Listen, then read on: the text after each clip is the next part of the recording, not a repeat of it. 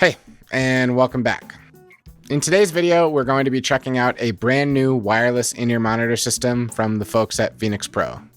Now, Pheynx Pro is a company that I've gotten to collaborate with before, including some of their other wireless in-ear monitor systems, but the only thing I really didn't like about those was the fact that they were more meant to be rack-mounted or tabletop setups with large transmitters. I work as a musician playing in a lot of local bands, and the portable units that I can just throw in a small pouch and toss in my backpack or cymbal bag have really been my preference and are the most convenient for the kind of gigs I'm doing. I was really excited when Pheynx Pro reached out about this new model they'd released, the PDP-M. This is exactly what I like in some of the other ones I've tested, and I'm excited to put it to use now. So let's go ahead and unbox it, see what's inside, and talk about it.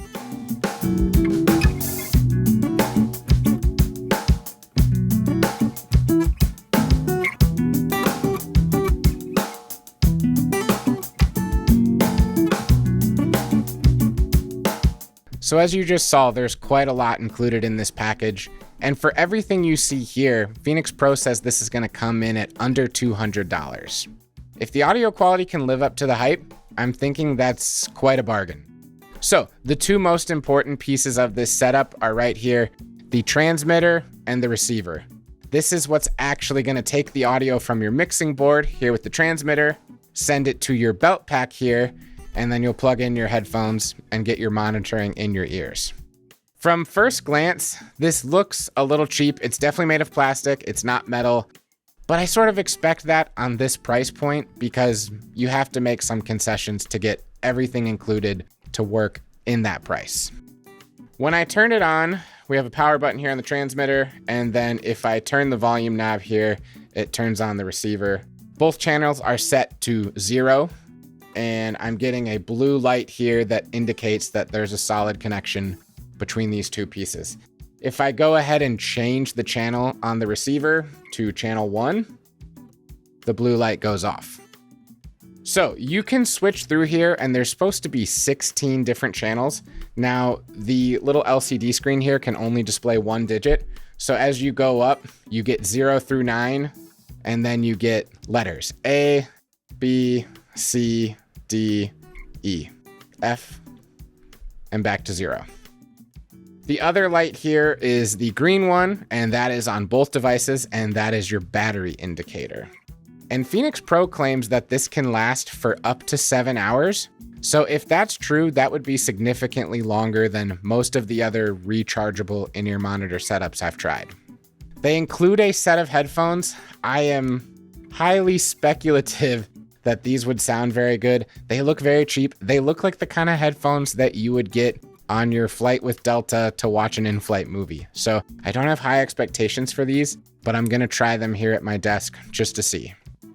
Additionally, we have a charging cable. It has a Type A side that you would plug into a brick, into your wall, and then that breaks out into 2 Type C cables, which then you would plug into the transmitter and the receiver so that you can charge them simultaneously with just one power brick.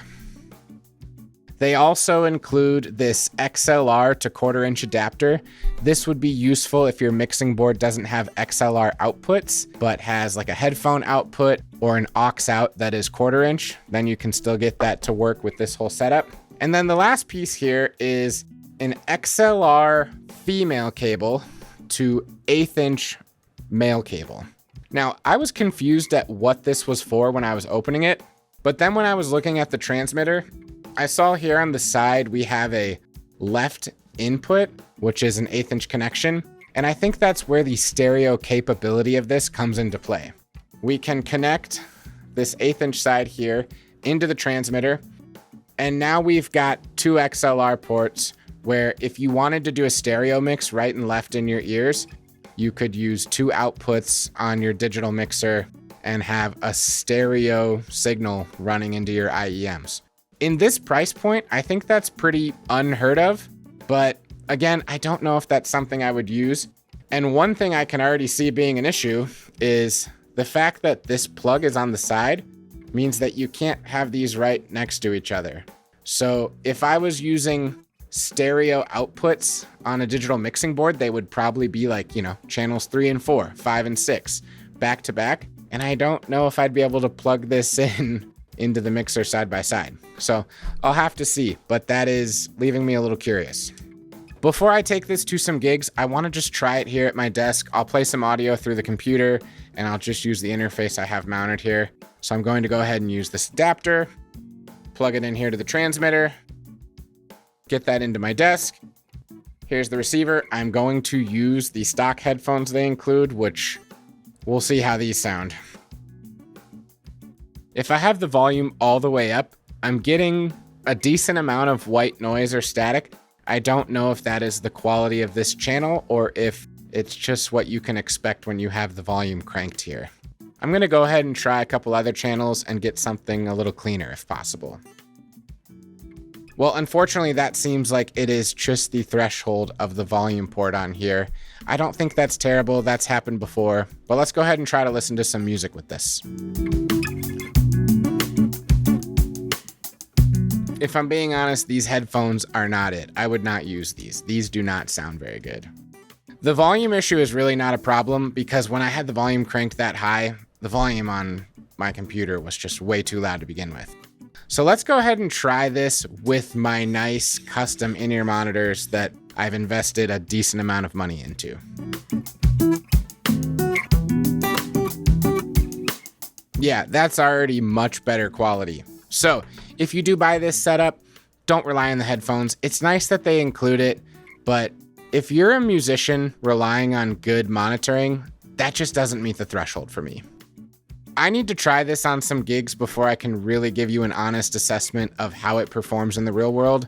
And luckily, I have 3 coming up this weekend where I'm going to use some in-ear monitors. Friday night at a private party, Saturday morning at a fundraiser, and then Saturday evening at a neighborhood block party. So let me go ahead and put this through some paces, see how long the battery lasts, and then I'll give you my final thoughts about this.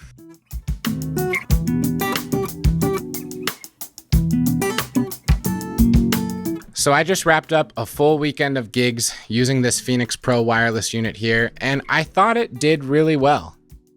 When it comes to audio quality, it met the threshold I need to feel comfortable and perform at my best, which was actually quite important this weekend because with the change of seasons, I've been having some allergies and a sore throat. And so I was struggling to sing backup vocals, and this helped me hear myself clearly and hopefully perform a little bit better. What I will say is that it's important to remember that when it comes to an in-ear monitor setup, every component in the chain is crucial towards getting you the best end result. So that starts with the microphone on your instrument, the cable that microphone gets plugged into your console with, all of the processing that you're doing with effects and EQ in that console, the wireless transmitter, and then maybe most importantly, the actual in-ear monitors that you're using.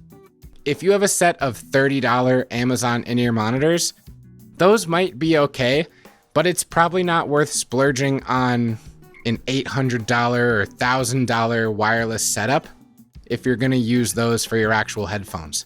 There's going to be limitations with that. So I think for a lot of people playing in weekend jobbing bands, you're probably using a mixing board that isn't the highest end thing you can get. You're using standard everyday microphones. Something like this, I think, fits well into that puzzle of all the pieces that are helping you create that in-ear monitor mix.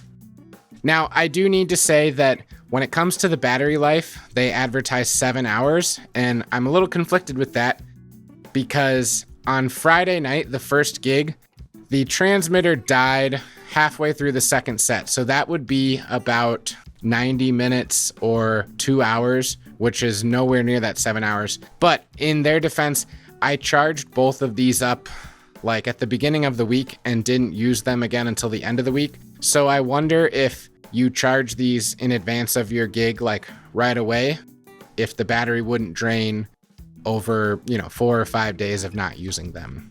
I did charge them that night when I got home and then brought it out for 2 gigs the next day, a 3-hour gig in the morning and a 4-hour gig in the evening. And the belt pack lasted through the whole time. I didn't turn it off at set break or anything like that. So this got probably 7 to 8 hours of use. But this one did die midway through the second gig, which would be more like 5 hours. Again, I don't know if maybe I can have this plugged in and charging while it's in my mixer. That wouldn't be a problem. This is the one that is truly, wireless. But just something you need to factor in. All in all, I think this is a good product. It's definitely the cheapest of its competitors. For this unit to be $200, be as compact and portable as it is, be as reliable as it is, and then have the battery life that can get you more than 1 gig, I think that's impressive. So I'm going to have some affiliate links and some special discount codes down in the description of this video, and I'll try to also pin that in the comments. I'd love to hear what you guys think, and until next time, thanks.